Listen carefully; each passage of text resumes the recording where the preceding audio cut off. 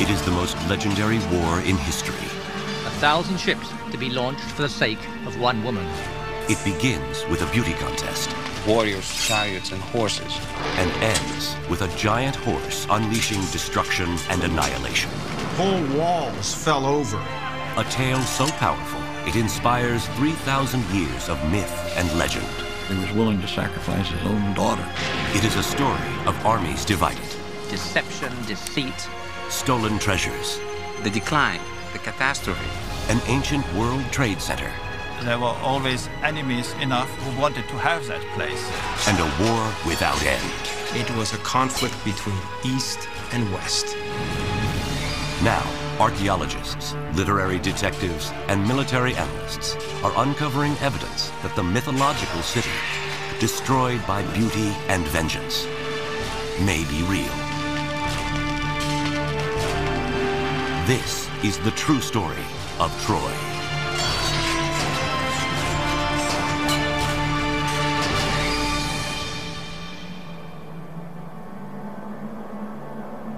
This is the cradle of Western civilization. Mainland Greece on the west and Asia Minor on the east, and dozens of islands in between. The Aegean Sea links the inhabitants of this region, seafaring adventurers and their legends of gods and heroes. For thousands of years, fortune seekers and archaeologists have been searching these shores for evidence of the Trojan War. And now, some say they have found it. Today, not far off the pristine coast of the Aegean Sea, in what is now the modern country of Turkey, an international team is excavating what they believe to be the site of legendary Troy.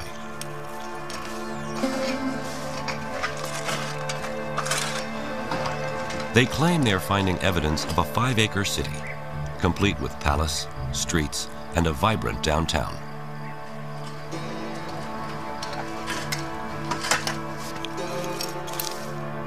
Outside the walls, they say they have evidence of a lower city.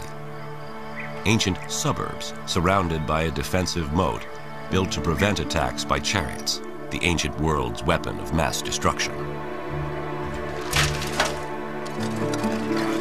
Manfred Korfmann has been the director of the excavation since 1988.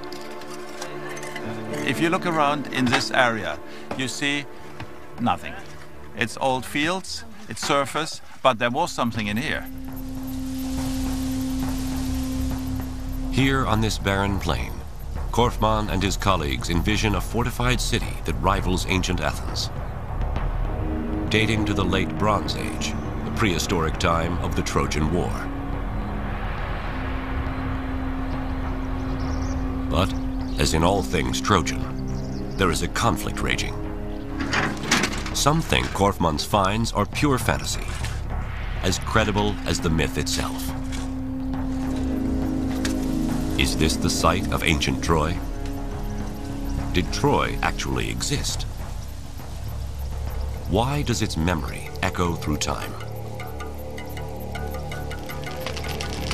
I think the Trojan War is the original source of so many of our cultural expectations of soldiers, of literature, of human behavior, of the interplay between the divine and the mundane. So much of our cultural tradition originates in the Trojan War that we continue to value it, even unconsciously, as a source of the archetypes upon which we model our behavior. History became a story, and story became myth, and myth is always elusive. So now we're trying, in a very strange way, to trace our steps backwards, which is not that easy. I mean, it's one thing to dress a history and make it story and then myth, and another thing to undress it. It takes much more pain and it's more dangerous.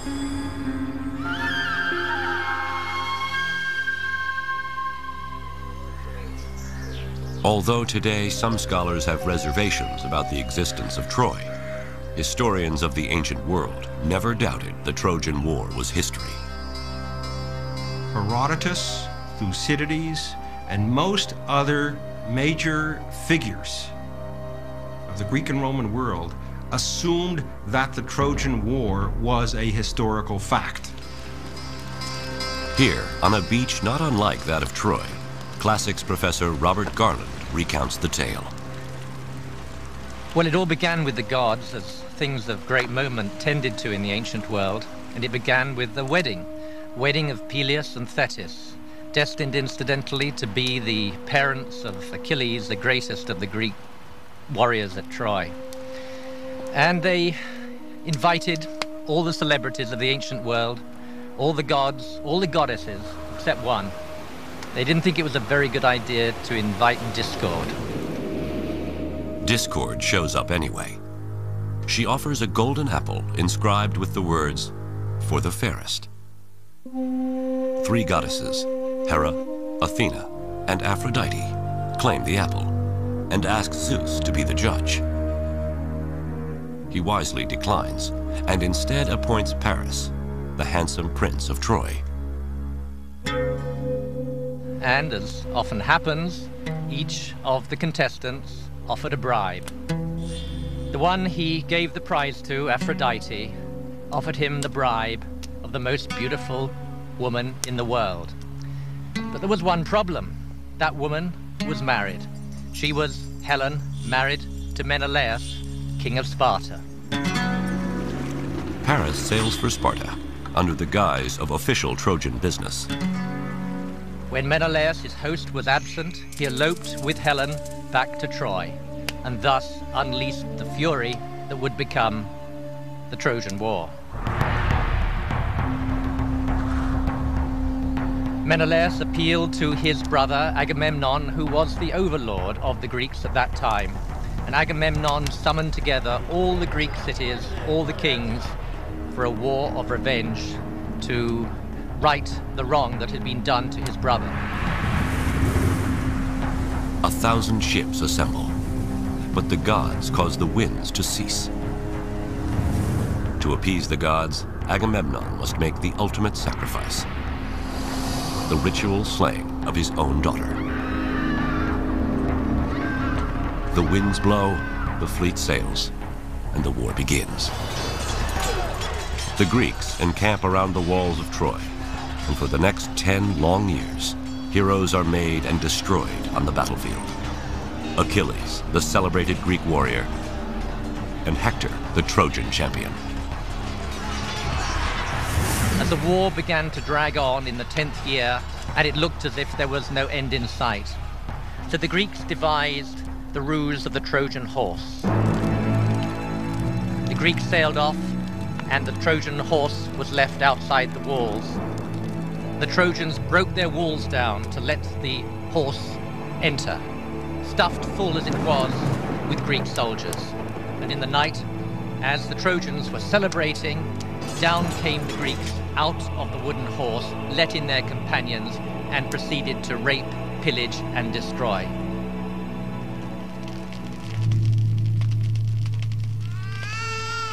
Many acts of vandalism were committed in that time. Priam was slaughtered at his own altar. Cassandra was raped. And the infant son of Hector was thrown from the walls of Troy, his brains dashed out. And even then, after Troy had been totally destroyed, the end was not in sight. As we know from the Odyssey, Odysseus was to wander for many years before he got home. Agamemnon returned to domestic turmoil. His wife, Clytemnestra, had been having an affair with her lover, and with him plotted the death of Agamemnon. So the homecoming of the Greeks was, for them, as devastating as was the destruction of Troy. How can such a fantastic story be true?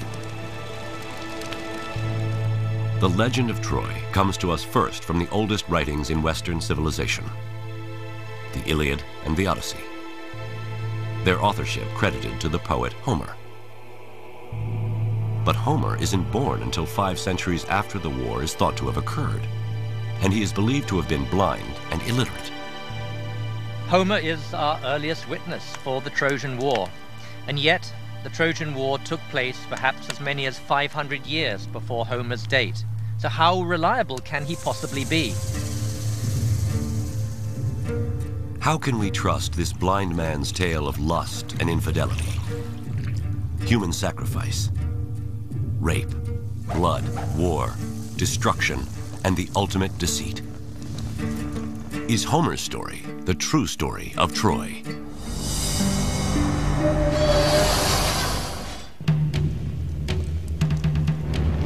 It's the most legendary war in history. The first great story of Western civilization. For years, scholars believed it was only myth. But now, off the coast of the Aegean Sea, archaeologists claim to have discovered the remains of the ancient fortress city, Troy. Is Troy and the Trojan War history or myth? How can our best witness, a blind, illiterate poet named Homer, be trusted? This is the true story of Troy.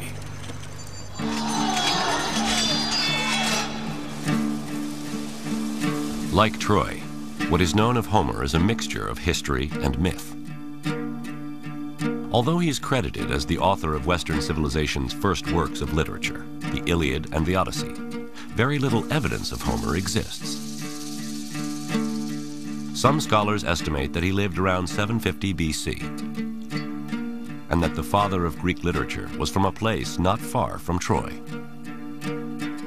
We think that he came from a region probably fairly close to Troy, perhaps from the city of Smyrna or from the island of Chios, but even this is doubtful.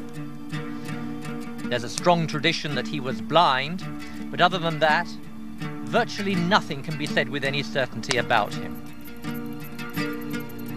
Two of the greatest mysteries about Homer concern how someone who lived 500 years after the Trojan War can recall such graphic details of battle and bloodshed. And how could one person, before the invention of Greek writing, remember more than 16,000 lines from the Iliad and 12,000 lines from the Odyssey? One possible answer is that Homer is a descendant of a lineage of singer-storytellers. If this is true, it means that the Iliad and Odyssey were not written by a Homer, but were passed down by many Homers.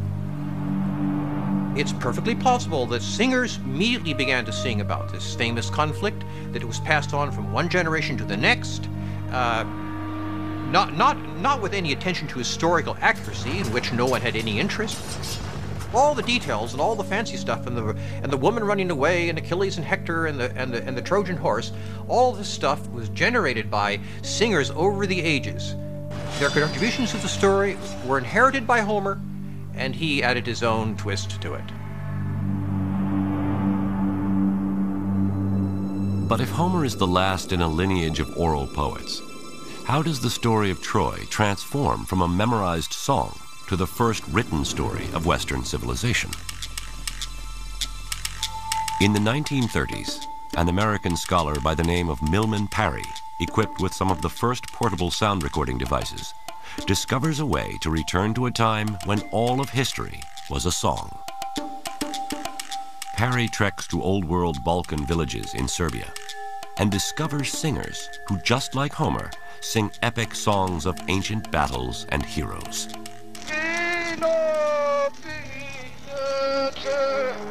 Parry made recordings on aluminum discs and on aluminum wire of these songs, and he also took down these songs by dictation. Parry discovered a very interesting thing, that when you write down an oral poem, it tends to get much longer than when you just sing it in a public performance. For over a year, Parry investigates the oral tradition, transcribing and recording many songs, some as long as Homer's. Parry finds that memory of historical events can be passed on for long periods of time and still remain accurate. The Serbian bards sing about the Battle of Kosovo, which had taken place in the 14th century. Amazingly, written accounts of heroes battling invaders confirm these 600-year-old songs to be true. Is it plausible, therefore, that there really was a Trojan War, and that at least the fact of the war was passed down through oral tradition for 400 years or so until 800 BC, when Homer's poems were finally taken down? My own opinion is that this is plausible. There must, in fact, have been a Trojan War. Otherwise, why would anybody have sung about it in the first place? Parry's work confirms that one person can not only memorize songs as long as the Iliad and Odyssey, but that the accounts can be historically true. For the first time, there is an understanding of how the story of Troy could survive 500 years until the time of Homer, and how Homer's greatness is born. Homer must have been a very famous singer in his day. He must have been like the Rolling Stones. He was a very famous entertainer of some kind. It's plausible that his greatness as a poet, which is proven by the Iliad and the Odyssey, by his brilliant poems that have survived, did inspire somebody to record these stories. Indeed, the very man who invented the technological means that made the recording possible, that is, the Greek alphabet. Before Homer, epic stories were memorized and sung. These oral tales were usually performed at the feasts of aristocrats and noblemen. But Homer's story of Troy was so powerful that someone wanted a way to record the words and teach them to others. The problem was the Greeks had no system of writing. So one theory is that this someone, the first Greek scribe, adapts the Phoenician writing system, adds vowels, and invents the Greek alphabet to record the words of Homer. Here's an example based upon early epigraphic remains of what this text might have looked like. It begins on the right-hand side,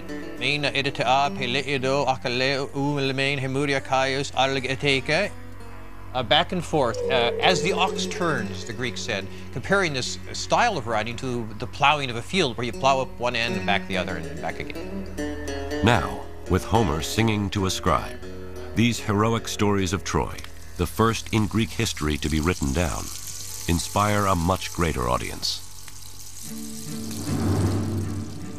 In my opinion, is because they were the first texts that ever existed in the Greek vocal alphabet. And as such, they were used from the very beginning as the basis for instruction about how to use this writing system. And they never stopped being that. So when you went to school in ancient Greece, you studied the text of Homer, right back to the day that the man who invented the alphabet first wrote them down. Homer's story of Troy becomes the tool by which language and literature are taught, the very foundation of Western civilization. For the next 3,000 years, his story of Troy will inspire the greatest Greek and Roman writers, Renaissance artists, Shakespeare, and even Hollywood films. But over the centuries, the true story of Troy is blurred by myth, and Troy the city, a ruin even at the time of Homer, is covered by the sands of time and lost. Then, in the 19th century, inspired by Homer's account of battle, blood, lust, and deceit, a rich adventurer goes in search of the treasures and the true story of Troy.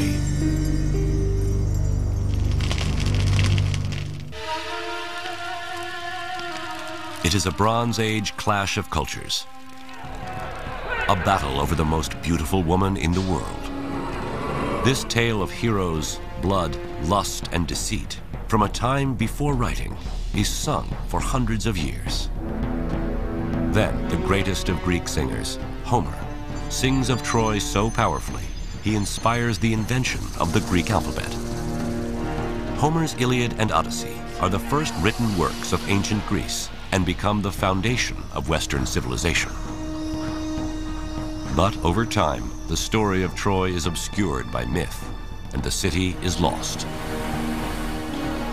Now, can Homer's Iliad and Odyssey lead explorers to the treasures of this legendary city and rediscover the true story of Troy?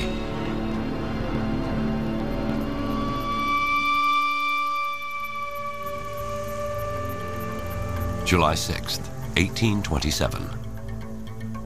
After centuries of Ottoman occupation, Greece wins its independence and emerges as a new nation.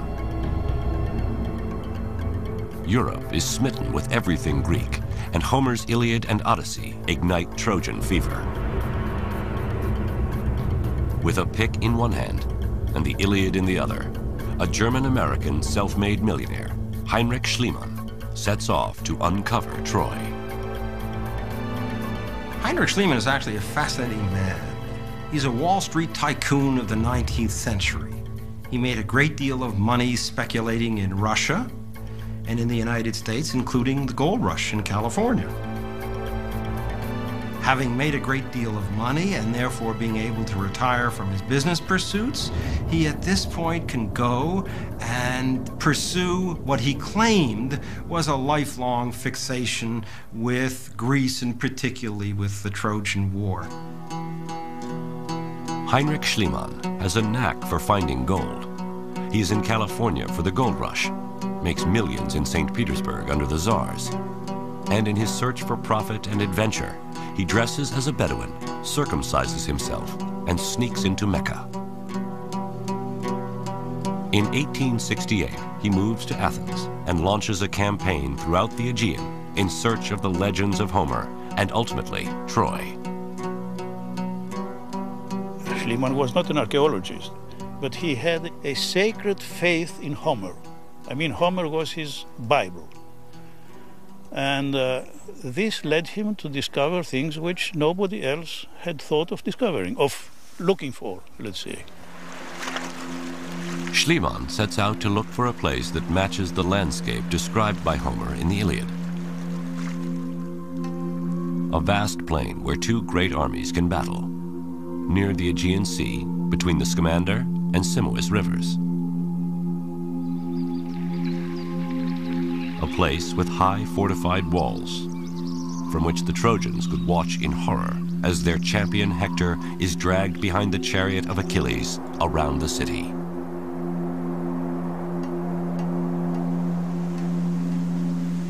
Elizabeth Reardon, architect for the excavations currently underway at Troy, retraces Schliemann's steps on the plains of modern Turkey.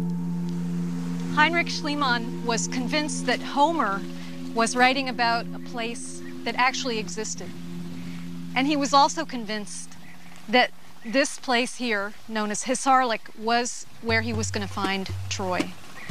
He thought that if he excavated all the way down to bedrock, whatever it was he found at the bottom had to be the Troy that Homer had written about. In 1870, Schliemann and his hundreds of workers plow through thousands of years of civilization, cutting trenches in the mound running north to south and east to west. The Trojan plain becomes littered with Schliemann's piles of what he considered rubble. He digs for years, but finds no evidence of Homer's Troy. He's getting desperate. What he really needed was a big, splashy find.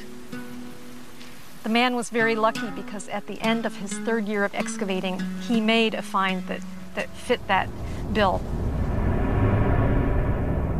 He was investigating this very large fortification wall when they uncovered in a small pocket a treasure trove of gold objects. This was exactly the kind of find that he needed to get attention. Golden cups and goblets, highly polished stones and precious jewels. In 1873, Schliemann smuggles the treasure out of Turkey, dresses his wife in the jewels like Helen of Troy, and with Barnum-like showmanship, claims he has uncovered King Priam's treasure. He dazzles the world with headlines. Heinrich Schliemann discovers legendary Troy. But the showman's headlines prove false. The treasure Schliemann finds dates to 2,500 years earlier than Priam and does not correspond to the time of the Trojan War. And worse, Schliemann may have stolen his discovery of Homer's Troy. Schliemann, with his interest in Homer, was not the first in this area. Frank Calvert a British expatriate, had been living in the area from 1845 onward. He grew up in this area and gradually amassed a tremendous amount of textual evidence for where Troy lay. When Schliemann arrives in Turkey, there are several sites thought to be Homer's Troy. But Frank Calvert is convinced that the land he owns, a mound named Hisarlik, is Ilium, an ancient Greco-Roman city from which Homer titles his Iliad.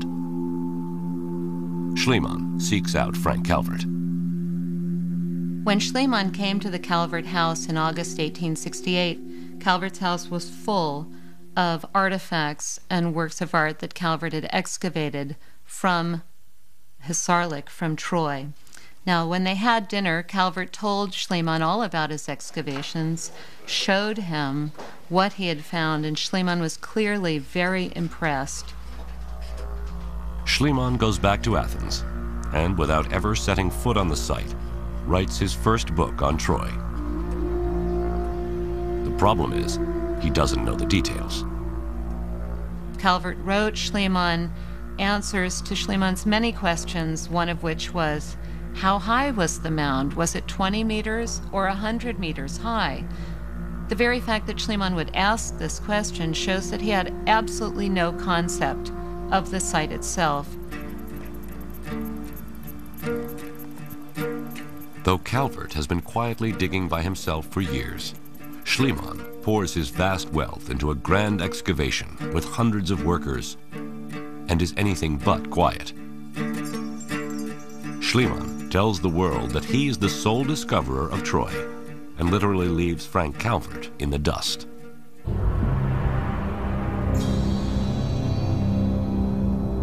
Despite false claims of Priam's treasure and accusations of stealing the site of Troy from Frank Calvert, Heinrich Schliemann convinces the world that Hisarlik is the site of Homer's Troy and that the Trojan War is real. Schliemann was somebody who dedicated his life, his fortune, and his activities to proving Homer true. And this has my respect. It's largely because of Schliemann that we're asking the question, was this war real? Today we still follow in that tradition, in asking questions about the Trojan War. But even Heinrich Schliemann, perhaps the most devout believer in the Iliad as history, can't produce definitive proof of Homer's Troy. Somewhere in these ruins is the promise of finding some scrap of writing, some Trojan treasure to prove beyond doubt that the Trojan War and the story of Troy are real.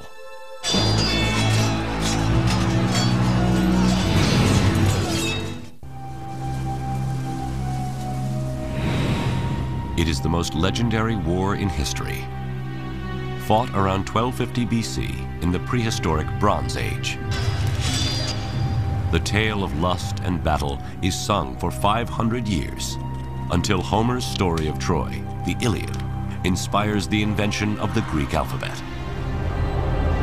Over the next 2,000 years, the legendary city is lost, until in the 1870s, Heinrich Schliemann, with pick in one hand and Iliad in the other, claims to discover the site of the Trojan War.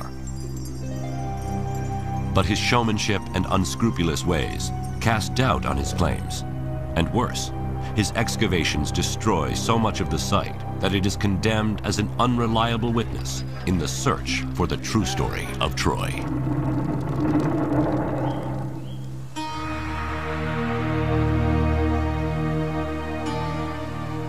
How could this rock heap in present-day Turkey be Homer's Troy? Even Schliemann expressed doubts. It is all poetry, he says. Troy is a myth, and the site of Hisarlik is only a hill. In essence, he says in various writings, well, I'm very pleased at what I've done. I've discovered Troy, and so on and so forth. But I'm a little disappointed because based on what Homer says, his description of Troy, I would have thought that Troy would have been bigger. Where is the proof that Hisarlik is big enough to be Homer's Troy? After Schliemann's death in 1890, his wife Sophie and dig director Wilhelm Dorpfeld identify the different levels of the mound at Hisarlik and number the layers according to years. They discover that Schliemann dug too far, that Priam's treasure comes from about 2500 BC, or level 2. The Trojan War is thought to have taken place at level 6 or 7, about 1250 BC. And at that layer, they find evidence of cataclysmic destruction. Is this evidence for a real Trojan War? In 1932, one of the most revered figures in archaeology, Carl Blegen of the University of Cincinnati, arrives on the scene. Blegen, having excavated on the mainland, felt that this was the time to go back to Troy to try and place Troy in the context of the larger Greek Bronze Age world. Blegen re-examines the entire site, discovers that Troy is at its height at level 6. At the layer above, level 7, he discovers a concentration of houses within the walled city that seem to indicate the population is seeking protection against a siege. But not even Blegen discovers a city as large as that described by Homer. Troy seems destined to remain a mystery. Then, in 1982, Manfred Korfmann comes to Troy. There's much skepticism in the archaeological world about his going back to Troy. Many people thought that it had already been excavated after all the 3 campaigns there, that there wouldn't be much more to discover.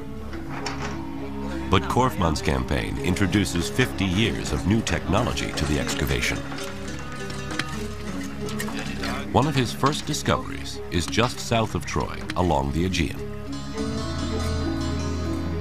Here, his team finds over 50 cremations and burials containing Mycenaean Greek grave goods. Could this be evidence of the Greek camp and remains of Greek warriors who came to fight against Troy? Korfmann's team also discovers that the Bay of Troy is quite different from today. In fact, the water at the time of the Trojan War would have been closer to within sight of the walls of Troy. And in recent years, not far from the ancient bay, using magnetic prospecting equipment, Korfmann and his team find what at first looks like a wall about a quarter of a mile outside the citadel of Troy. But what he actually finds is the opposite of a wall. Here we do have a picture like X-ray looking into the ground and finding remains of what may have been ditches. The ditch that Korfmann unearths is cut deep into the bedrock, leading him to believe that its purpose is most likely defensive. The archaeologists were able to verify a Troy 6 date for the date when this ditch had been constructed. Troy 6 represents the time of the Trojan War. And there are many similarities between this defensive ditch and one Homer describes in the Iliad.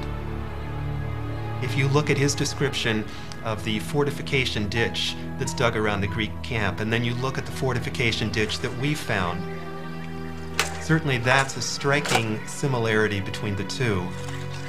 It's actually quite likely that this is the site that Homer had in mind when he put down the story of the Iliad and the Odyssey. Over the years, Korfmann and his team discover religious totems for worship of Trojan gods, spindle whorls for weaving the fine fabrics traded by Troy through the ancient world, enemy spear tips and arrowheads embedded in the walls of Troy, coins from the time of Alexander the Great, and a bust of Roman Emperor Augustus, who traces his lineage back to Troy. But despite the incredible finds, one find continues to elude Korfmann, just as it had everyone back to Schliemann. Where is evidence of the huge city described by Homer? One of the more important things we want to know about Troy is how large the settlement was in different points in time at different periods, and how it grew, how it shrank, and if there were different activities going on in different areas or parts of the settlement. We can't answer this by excavation alone. To discover the elusive vastness of the city described by Homer, Korfmann's team employs a technique that more resembles farming than archaeology. It's called site survey. Every 20 meters, we remove the vegetation to get conditions similar to a freshly plowed field. We collect everything we find there. Pottery, tile fragments, whatever is lying around. Thus get an idea about settlement size and function of different areas.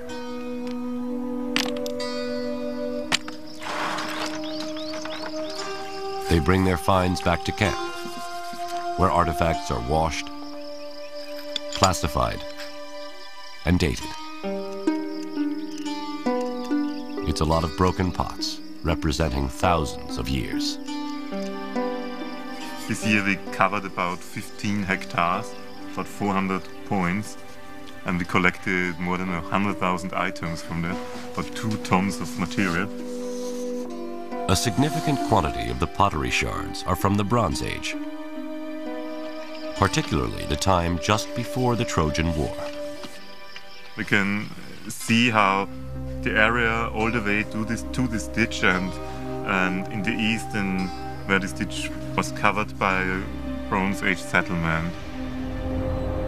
Pieces of the Trojan War age pottery extend over a quarter of a mile out from the walled city of Troy, all the way to the defensive ditch. This ditch, described by Homer as built by the Greeks to defend their ships, is more likely a ditch built by Trojans to defend Troy against the Greeks. Korfmann is confident that this area, from the ditch to the fortified walls of the citadel, is a vast lower city, more than 5 acres, that along with the temples and palaces of the citadel, comprise the glorious city that is Troy. It is a Troy large enough to match Homer's, and rich enough for the Greeks to want to conquer. We archaeologists have in Troia the proof and the hints that this place always was fortified again and again. It was always rich enough to defend itself. There were always enemies enough who wanted to have that place. For us, this is enough argument to say that there always had been wars at this place. It seems clear that nearly 3,000 years after Homer, Manfred Korfmann has finally proved that Troy is real. But now, where is the evidence of the Trojan War? What was it really fought over? Are we to believe Homer's claim that a woman, even the most beautiful woman in the world, could cause the destruction of Troy?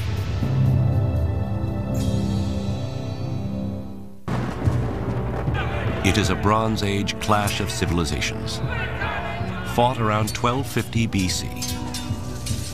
Then, 500 years later, the Greek poet Homer sings his epic story of Troy, becomes a superstar, and inspires the invention of the Greek alphabet. Over time, Troy is lost, and its story is obscured by myth and legend. Until the 1800s, when Homer's Iliad inspires the search for this legendary city. Today, archaeologists are uncovering evidence suggesting they have discovered the site of Troy. But how can the theft of Helen, the most beautiful woman in the world, launch 1,000 ships in a fight for love and glory? Is this the true story of Troy?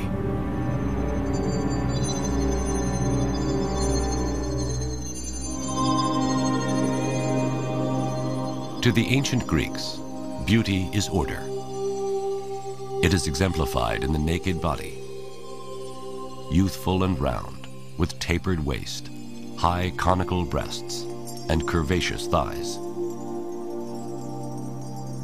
Surely Helen was all this. And her theft, an attack on world order, an act of war against the Greeks. But her abduction is also a personal affront against a very powerful ruler. The legend of Helen being abducted and from that the war flowed is not impossible, but it's unlikely as a sole cause. Brigadier General John Brown of the U.S. Army is an expert on ancient warfare. What's more likely is that there was an opportunity waiting to happen, a war that was awaiting a cause. There was an instinct for expansion on the part of the Mycenaeans that provided an underpinning that needed a triggering event. Helen being abducted would very readily have been a kind of a triggering event that could have galvanized the warriors of such an age into an effort to redeem their reputation and increase their glory. Homer tells us of a coalition of Mycenaean Greeks under the leadership of Agamemnon crossing the Aegean in 1,000 ships to make war on Troy sometime around 1250 BC. How does Homer's account stack up against modern military strategy? A quarrel over women who were stolen. Acting as military chief of staff to Agamemnon, General Brown assembles his staff. Troy is a heavily fortified. Intelligence, Stay clear of this operations, brought it within the walls. logistics, personnel. They gather to make war on the enemy, the Trojans. Gentlemen, we've been asked to do an operational analysis of the Trojan War to try to come to grips with the campaign imperatives that affected both the Mycenaeans, or Greeks, and the Trojans in the course of the first order of business is what's at stake. The control of the seaborne trade route critical to the commercial economy of the ancient world. The strategic setting is dominated by the necessity of controlling trade routes. One I'd like to call your attention to in particular, and the one that affects our story, is the one running from the Black Sea through the Bosphorus, the Sea of Marmara, and out the Dardanelles. That's precisely the location of Troy. Troy's location gives it control of the trade route from east to west, access not only to the breadbasket of Western Asia, but also treasures of gold, spices, and luxury goods. A shipwreck discovered off the coast of Turkey in 1984, dating from the time of the Trojan War, is testimony to the riches at stake. Treasures from 7 civilizations are aboard the ship.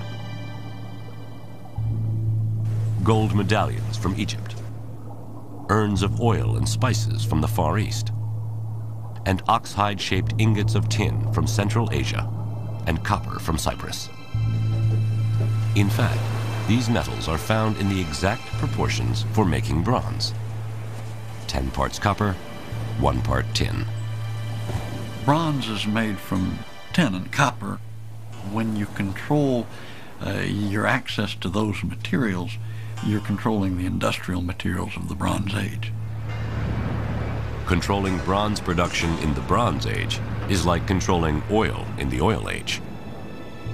If the Greeks want to become an empire, they'll need to capture Troy. But how? If you turn from that strategic setting to the operational level, they had no choice. Again, Brigadier General John Brown and his staff apply modern military planning to the ancient battles of the Trojan War. From a personnel point of view, what would you tell me about the layout if this represents the Mycenaean capability and this area right here, Troy? Troy's population did not compare in military manpower to the Greek state allies against it. The Greeks assemble a coalition army to outnumber the Trojans 5-1. They'll need that overwhelming force to ensure a quick, decisive victory. And to deliver that force, Homer says the Greeks sailed to Troy on 1,000 black-bowed ships. Is there anything we should know from an intelligence point of view? Well, a couple things I'd like to point out, sir. First, as you know, Troy is a heavily fortified city. It's got a strong and a high wall. If we allow them to get behind that wall, that means we're going to have to lay siege to them. Also, they have a series of potential allies that if we alienate them, could come down on the side of the Trojan. Well, given that intelligence backdrop, what do you think the operation should look like? The Greeks should land directly before Troy and either defeat them on the battlefield in open combat with our overwhelming force or starve them out of their walled city. Overwhelming force delivered directly to the shores of Troy on 1,000 ships. The Greeks are poised to recapture Helen, restore their honor, and gain power and wealth by controlling the most important trade route of the Bronze Age. It's a simple enough plan. One last logistical consideration: how to feed 1,000 ships full of warriors. What's your thoughts there, logistician? The Trojans would have gathered all the local food and water that was available and pulled it within the walls of their defenses for their own use and as a means of denying it to the use of the Greeks. The Greek army, therefore, would have to go further and further afield to gather those supplies of food and water that they were going to need to subsist on. And the primary risk there is that they would alienate those local populations that heretofore had not been engaged in the conflict but would now be inclined to come in on the side of the Trojans. Well, it's an interesting point you make, John, because it looks like the Greeks were divided between what they should do in order to win most easily and what they had to do in order to survive as an army. They had no choice except to support themselves off the land by foraging and by raiding. And it is precisely the result of one of those raids that starts Homer's Iliad. Agamemnon and Achilles fight over a woman that Achilles captures during a raid. Agamemnon pulls rank and claims Achilles' war prize for himself. Achilles rages, reaches for his sword. Professor of Classics Robert Garland reads from the Iliad. Someday, I swear, a yearning for Achilles will strike Greece's sons and all your armies. But then, Agamemnon, harried as you will be, nothing you do can save you, not when your hordes of fighters drop and die, cut down by the hands of man-killing Hector. Then you will tear your heart out desperate, raging that you disgraced the best of the Greeks. Achilles withdraws himself and his troops from battle, and the raids the Greeks conduct drive the neighboring population into an alliance with the Trojans.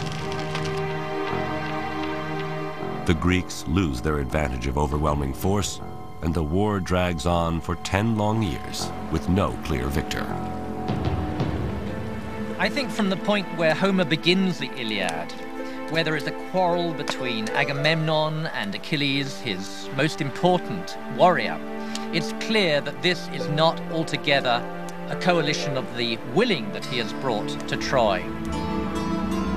The trouble for this coalition of the unwilling starts 10 years earlier back on mainland Greece, where Agamemnon plots a course of revenge and plunder. There, he will be forced to make the ultimate sacrifice, the ritual murder of his own daughter. Troy, a Bronze Age World Trade Center. Sung about by Homer, his Iliad and Odyssey become the first literary works of Western civilization. But is the mythological city real? Archaeologists now seem certain they have discovered the legendary lost city. But what evidence do we have of the enemies of Troy? the Bronze Age Greeks, and Homer's King of Kings, Agamemnon. How does Agamemnon forge a coalition of Greek warlords to wage a war of revenge and plunder? This is the true story of Troy.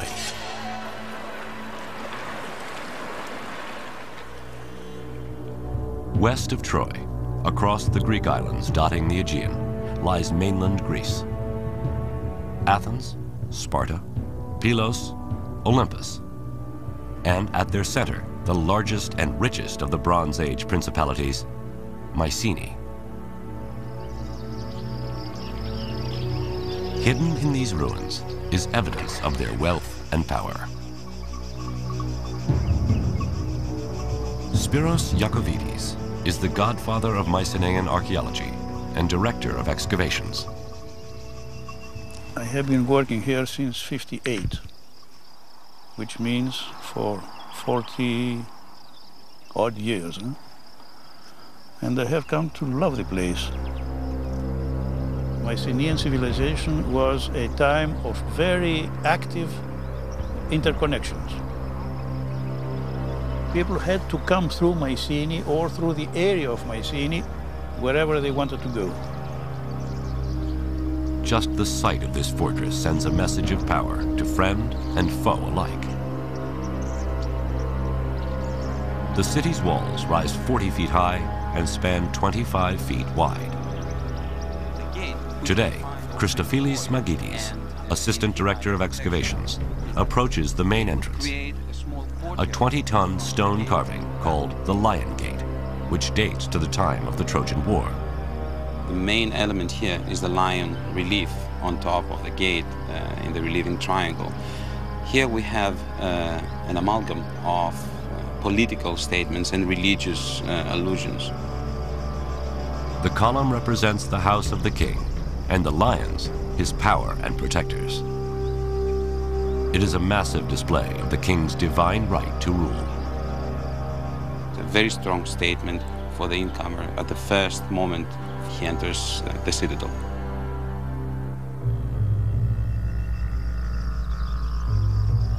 Just inside the Lion Gate, here in 1876, Heinrich Schliemann uncovers one of the richest finds in archaeological history, including a magnificent golden death mask. In his showman-like way, he proclaims, "I have gazed upon the face of Agamemnon." High atop the citadel, archaeologists uncover remains of a palace much like one described by Homer. Inside, they discover a treasure trove of opulent relics and murals, glorifying Mycenaean war and conquest. We have scenes, beautiful scenes of a besieged city with tall buildings and women looking out of the windows, warriors, chariots, and horses. One cannot but think that these scenes reflect, or at least echo in some way, all the adventures of the Mycenaeans in Southwest and Northwest Asia Minor. On the terrace of the palace, overlooking the rich valley and beyond to the Aegean, perhaps dreaming of conquering Troy, kings like Agamemnon would feast with fellow warlords. Homer describes such a feast that takes place across the Peloponnesian Peninsula in Pylos, in the kingdom of wise old King Nestor, another hero of the Trojan War. Here, in 1996, in the basement of a regional museum, archaeologist Sharon Stocker finds boxes of burnt animal bones. Stored there by the famous archaeologist Carl Blegen more than 50 years ago and labeled table scraps. Stocker finds something peculiar about them. What we have represented here are bones from the thighs and the mandibles of bulls, male cattle, and probably about 10 individuals are represented. The meat from 10 cattle can feed 6,000 people. And the fact that the remains are specific body parts, and all from male bulls, makes Stocker and archaeologist Jack Davis suspect they have something more than table scraps. It was here that he found the objects that we've been most interested in. Yes. That is, in this corner, more or less, must have been the gigantic heap of animal bones. Clearly, the bones represent the animals eaten at the feast. A little bit closer to the wall in here had to be the spearhead. The spearhead is likely to be the butchering tool. And then I think off here must have been the pile of little kielikas, the miniature drinking cups. In Blegen's 1950s excavation, thousands of kielikis were discovered in every corner and corridor of Nestor's palace, representing thousands of guests drinking. All of these objects were grouped in close proximity here, one to another. But they also find one more piece of evidence. Written in a primitive script known as Linear B, translated in the 1950s, the tablet reveals another purpose for the feast. So it's about here that the tablet was found that proves that sacrifices were in the process of being made in honor of the god Poseidon. Piecing together the evidence, Stocker and Davis paint a clear picture of feasting in the Bronze Age. Okay, so Sherry, if we were coming here to a feast, this must be where we get our first glimpse of the actual banqueting area. Then the guests, as Homer says, ate well, and no man's hunger lacked a share of the banquet. The young men brimmed the mixing bowls with wine and poured rounds for all.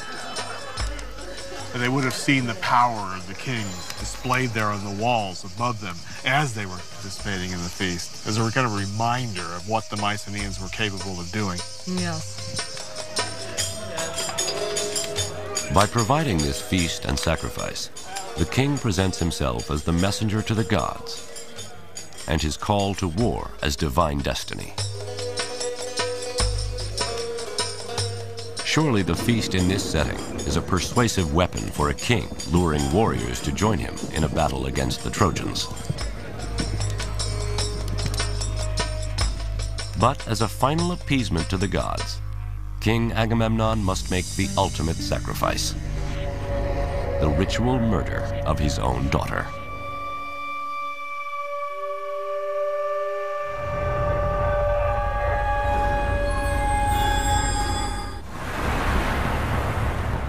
Helen, Queen of Sparta, is abducted by Paris, Prince of Troy. A personal attack on family honor escalates to an international crisis. With enticements of wealth and power, King Agamemnon forges an unwilling coalition of Mycenaean Greek warlords to do battle with the Trojans. But now, the gods and his warriors demand from him the ultimate sacrifice: the ritual murder of his own daughter. This is the true story of Troy.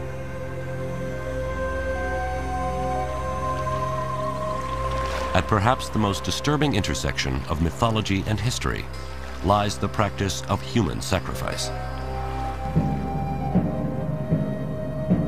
How can an act considered the ultimate sacrilege in the modern world be so prevalent to the ancients? Classics professor Robert Garland on a beach not unlike that of Troy. Human sacrifice is committed by Agamemnon. Achilles, we are told, slaughters 12 Trojan youths to appease the spirit of his friend Patroclus. And at the end of the war, Polyxena is sacrificed at the grave of Achilles. Although these incidents of human sacrifice exist in the mythological realm, there is also historical evidence of human sacrifice. From Egypt to Babylon, slave and prisoner sacrifice is widespread during the Bronze Age, often used as a public display of the king's power. But could the Greeks, founders of Western civilization, also have practiced human sacrifice? There seems to be some archaeological record of human sacrifice. I'm just going to mention certain chamber tombs here in the area of Mycenae, where we have found bodies of slaves, one on top of the other. They were probably slaughtered when their master died, or prisoners of war, and so on and so forth. To them, it was not probably human sacrifice. What we consider human sacrifice is not the same thing with what they consider human sacrifice. A slave or a prisoner of war is an object, is not a human being. Interestingly, although human sacrifice is prevalent in the mythology of Greece and the Trojan War, Homer never mentions it in the Iliad. It's a few hundred years after Homer when some of the greatest Greek playwrights incorporate human sacrifice into their stories of the Trojan War. One reason may have been as a storytelling device to entertain their audiences. It's often true that forms of religious behavior that were once sacrosanct and received great veneration later on become the subject for horror and a way of getting a chill, really, out of the audience.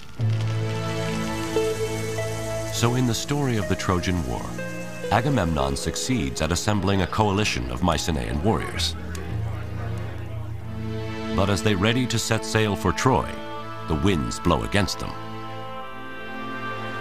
The oracle tells Agamemnon, for favorable winds, he must sacrifice his daughter, Iphigenia. He did so by summoning her to Aulis on the pretext that she was going to be married to Achilles. Instead, he butchered her, and in so doing, set in train a terrible set of events that would end in his own death.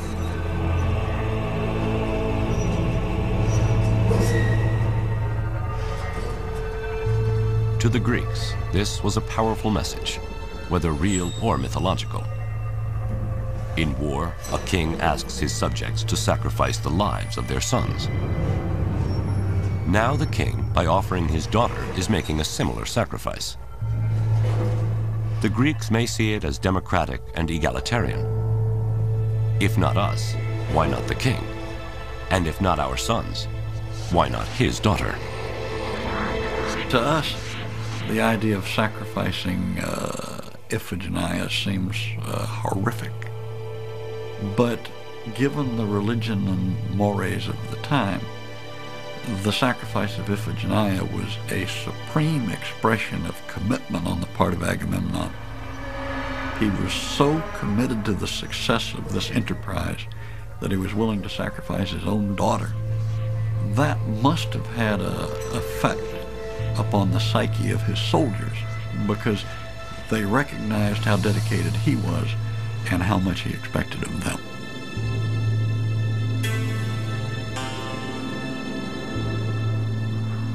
Thus, the first blood spilled in the Trojan War is that of a child. Ultimately, Agamemnon will pay for her death with his life. But for now, a forceful wind blows the Greek war fleet east to Troy. What the Greeks didn't know is the resistance they were about to meet at the hands of man-killing Hector and his army of Trojans.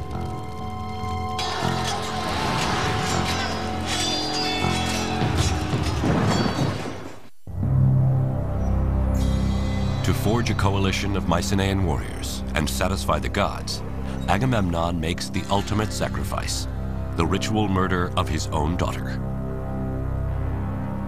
In 1,000 ships, the Greeks sail east to Troy with dreams of wealth and honor. But their overwhelming force is negated by the fierce Trojans and their powerful allies. They fight to a standstill for 10 long years. Now, powerful egos and dissension in the Greek ranks threaten to destroy the coalition from within.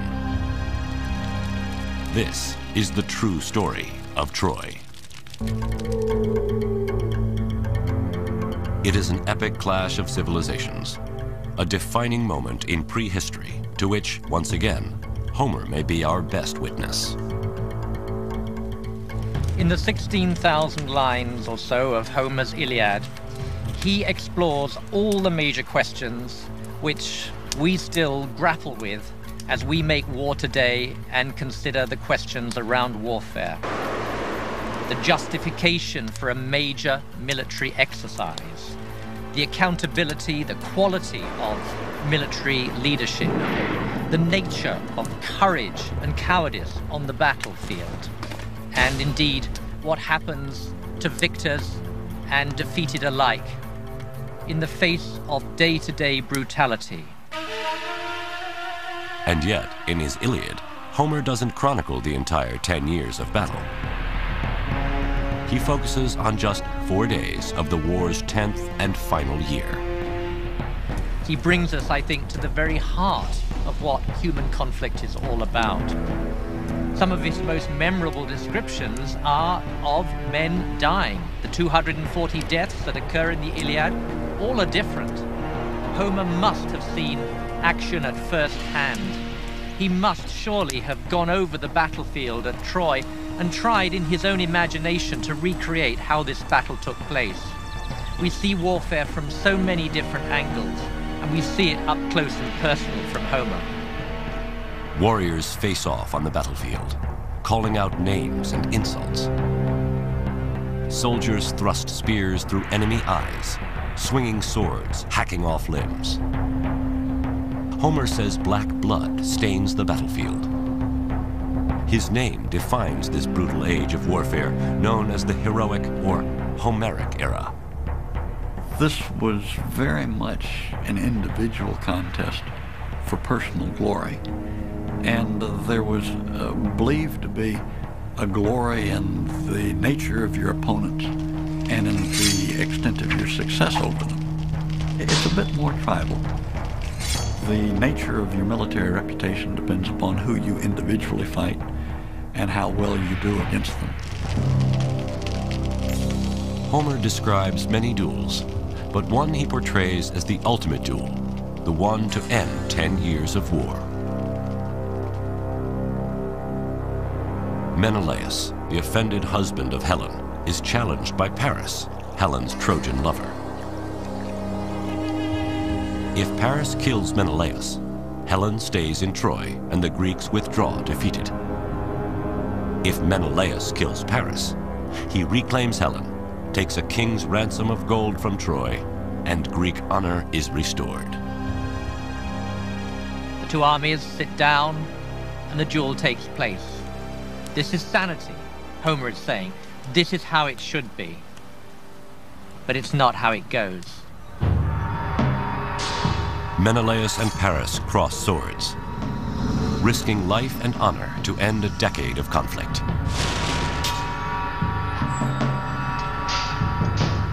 Menelaus overpowers Paris, readies a death blow. Then Homer rescues Paris with a stroke of divine intervention. The goddess of love, Aphrodite, whisks Paris off the battlefield into the arms of Helen. The duel ends unfulfilled. The truce erupts in war. This war, in a certain sense, had to be. More forces had been unleashed than could now be contained. But at that short, brief moment of time, Homer seems to be saying, this is how conflict should be resolved between the only interested parties. Though ending a war with a duel between two leaders may be wishful fantasy, many of Homer's observations of battle are timelessly true. One of the underlying themes that you draw out of the Iliad and the Odyssey that remains relevant today in a military setting is that character matters. That theme remains with us. We still are very concerned for the character of our officers and our soldiers. Modern armies can learn from the soldiers of the Trojan War. But the greatest of the Greek warriors, Achilles, might not last long in today's army. In front of other warlords, Achilles threatens and insults Agamemnon, his commanding officer. What a worthless, burnt-out coward I'd be called if I would submit to you and all your orders. Whatever you blurt out, fling them at others. Don't give me commands. Never again, I trust, will Achilles yield to you. To Homer's audience, Achilles' rage against Agamemnon reflects a conflicted hero defending his honor. But today, his insults would be court-martialed as insubordination. Achilles was preoccupied with his reputation and his personal standing amongst the Greeks. The absolute opposite of a team player. Odysseus is of course, a different character, and again, he's yet another expression of the fact that character matters. He is wily. He's compared to a fox. Even today, we compare some of our most capable military figures to foxes. The swamp fox, Francis Marion of the American Revolution, and General Franks of the war in Iraq are among some with reputations of cunning like a fox. But Homer highlights another key quality of leadership by demonstrating the opposite. Never once did you arm with the troops and go to battle. You lacked the courage. King who devours his people.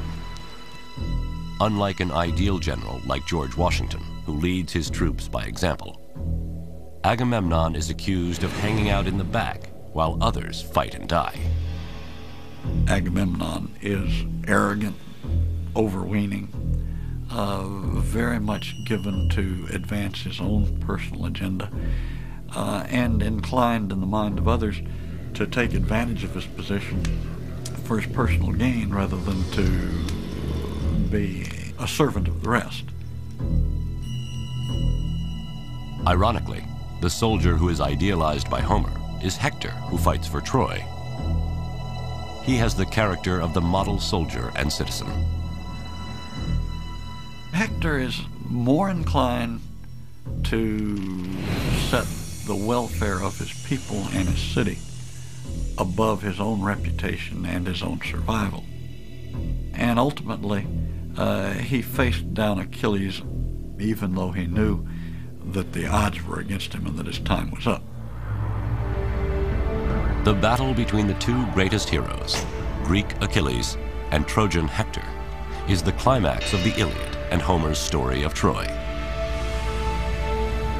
When Hector takes leave of his wife and child on his way to battle, Homer foreshadows the end of the war and tilts the sympathies of his audience in favor of the Trojans. Hector envisages that Andromache will be a widow and that his son Astyanax will be an orphan. And like any true husband there, he says, I care for you more than I do for my countrymen. It's your fate that really matters to me. Homer portrays Hector as a family man. While the Greeks are fighting for revenge and greed, Hector is fighting to defend his wife, his child, and his home. The Trojans, in a sense, are us, and it is through their eyes, very largely, through the eyes of men like Hector, that we read the events that are going to be so shattering.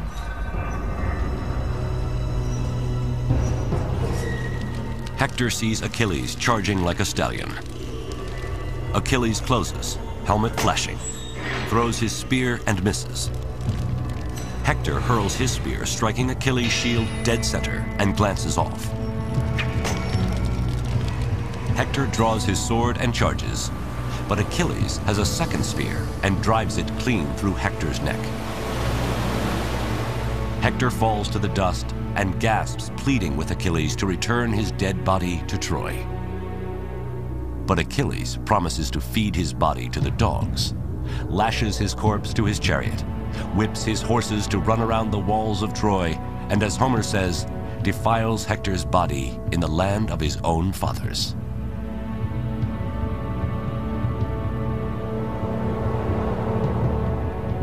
And in the last great scene of Homer's poem, King Priam comes to beg for the mutilated body of Hector, his son.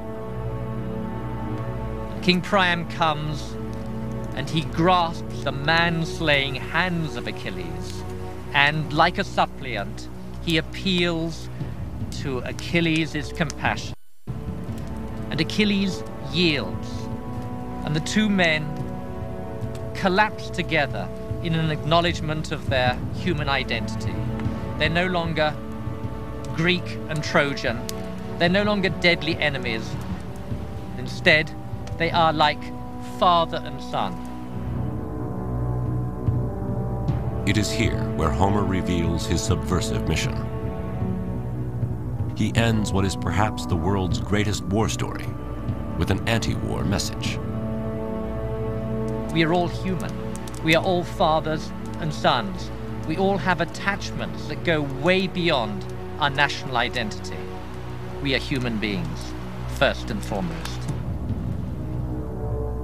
A truce is declared for the cremation of Hector's body.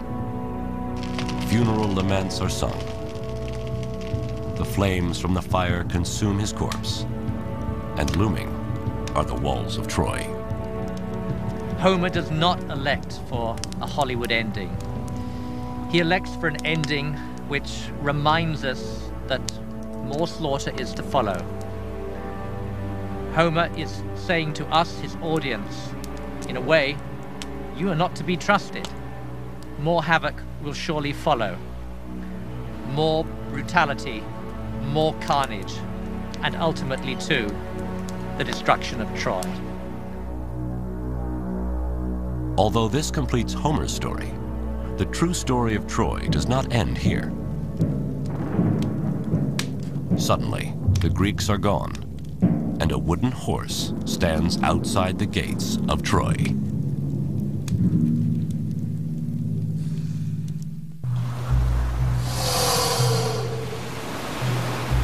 The greatest Trojan hero, Hector, is dead.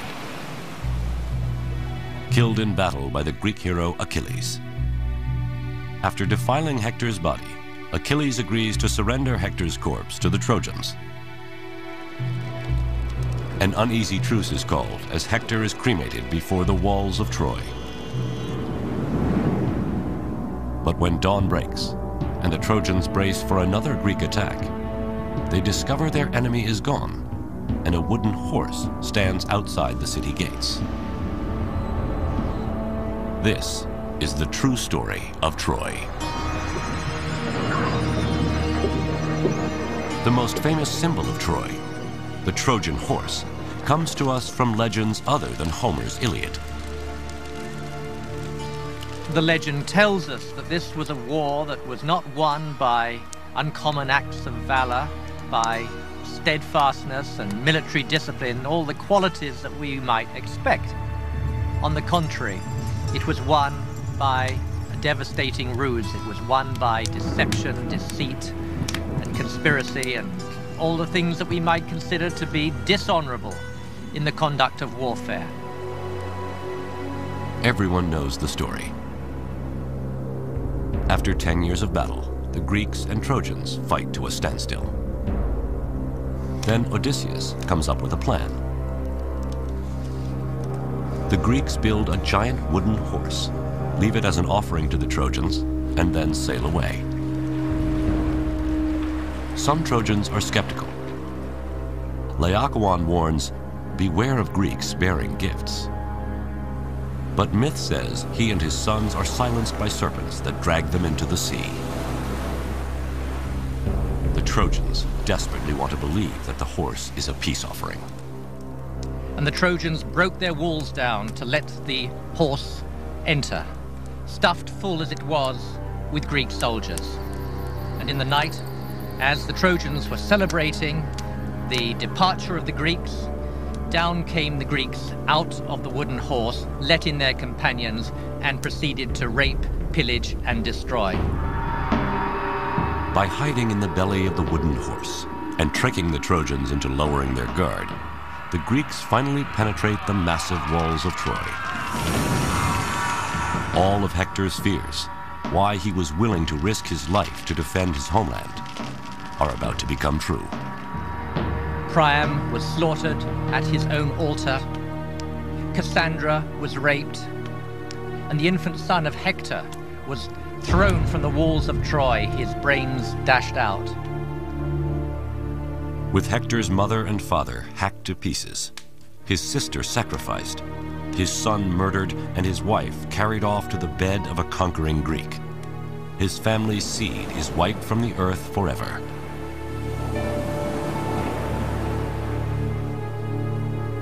For the Greeks, this hard-earned victory means honor restored, the riches of Troy, and Helen. But although there is plenty of archaeological evidence of Troy being destroyed, how could the legend of the Trojan horse be true? The Trojan horse has become something of a metaphor for trickery, you know, for being able to outwit your opponent, for having something that is so carefully contrived of an artifice that you're given an overwhelming advantage. The idea that the Greeks would have in fact built a large wooden horse, hidden inside it, and had it dragged inside of Troy is certainly possible, but it kind of strains your credulity a little bit that someone really could have pulled that off. My inclination is to see in the Trojan horse some kind of a representation, vaguely remembered, of siege equipment, the weaponry that can be brought up against walls to either bring them down or to somehow neutralize them. Hittites and Assyrians possessed siege technology. It's possible this Bronze Age weapon of mass destruction could have inspired the legend of the Trojan horse. But whether history or myth, the Trojan horse came to symbolize a war won by trickery and deception. What the legend seems to be telling us is that even though this war was fought for a just cause of sorts, and even though in the end right won, in the sense that the Greeks were victors, nonetheless, that victory was at such cost that it put into question the whole validity of the war itself. Achilles meets his death, struck in his heel by an arrow from the bow of Paris. Odysseus is doomed to wander for another 10 long years before he gets home. Menelaus readies to kill Helen, his unfaithful wife, but when he sees her naked beauty, drops his sword. They too take 10 years to find their way back to Sparta. And as for Agamemnon, on his first night home in Mycenae, Clytemnestra, his queen, having never forgiven her husband for the sacrifice of their daughter, assassinates him in his victory bath. So the homecoming of the Greeks was for them as devastating as was the destruction of Troy.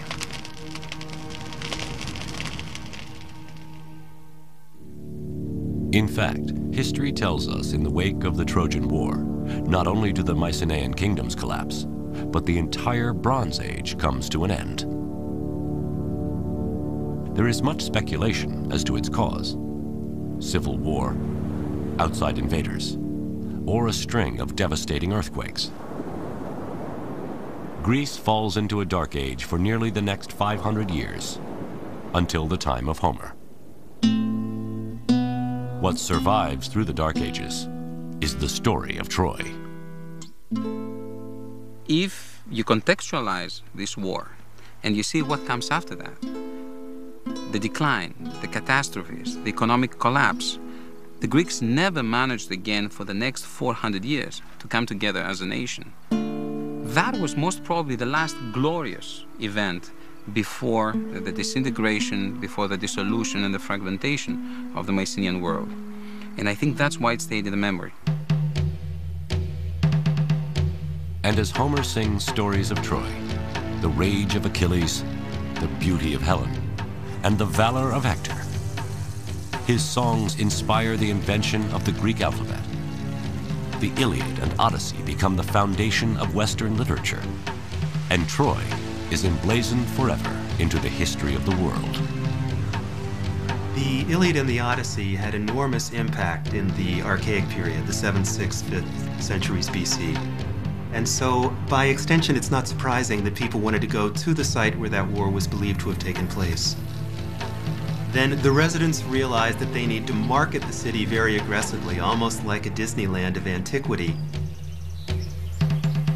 The site of Troy rises from ruin to major tourist destination. Ancient burial mounds are turned into monuments to Greek and Trojan heroes. Temples and theaters are built to their gods. And maidens reenact scenes from the fall of Troy. They would sing sections of the Iliad and the Odyssey in the agora, in the marketplace of the city, right in front of the old Bronze Age fortification walls. As the city is rebuilt, history and myth become one, and Troy becomes a war prize in a worldwide conflict. The Trojan War, among other things, resonates because, from the perspective of many people in antiquity down to the present time, it was a conflict between East and West.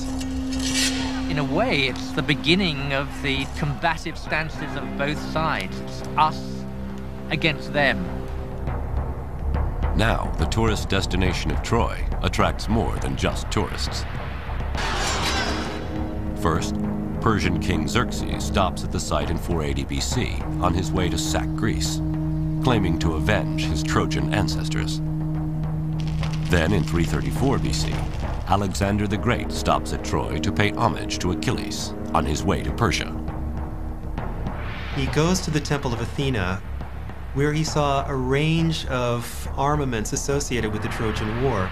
And he looked at the armor that was presented there, chose one set of armor to wear himself in his battle against the Persians. I like to think that it would be that of Achilles, although we don't know that for certain, and then goes off to fight the Persians wearing Trojan War armor. Alexander the Great conquers Persia, avenging Greece and reclaiming Troy as part of the Western world.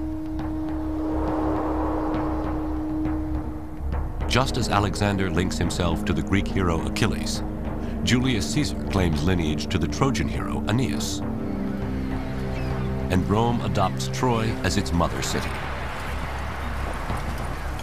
But the Romans embrace more than a mythological connection to Troy. They also model their ideal soldier on that of Trojan hero Hector.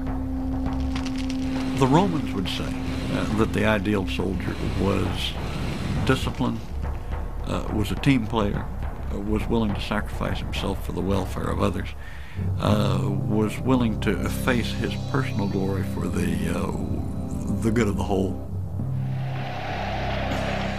The military success of the Roman legions is a tribute to the legacy of the Trojans. Even though the Greeks originally defeat the Trojans are avenged when Rome battles Greece. It's ironic that the Trojan refugees led by Aeneas are purported to have been the ancestors of the Romans, and the Romans in turn conquered the Greeks. And so it's as if history came full circle. The Trojans were conquered and then became the conquerors. Troy and its stories are the oldest uninterrupted memories of our world. Troy is beauty, language, power, sacrifice, vanity, honor, deceit, and war. From literature to archaeology, history to mythology, Homer to Hollywood, we believe so strongly in Troy that the question of whether it is real or not hardly seems to matter. The search for the true story of Troy will live forever.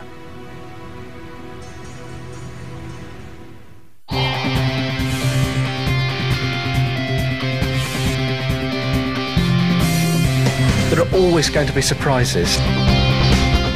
You don't have to speak the language to be able to interact with people. Knowing that can make you look at history in a new and exciting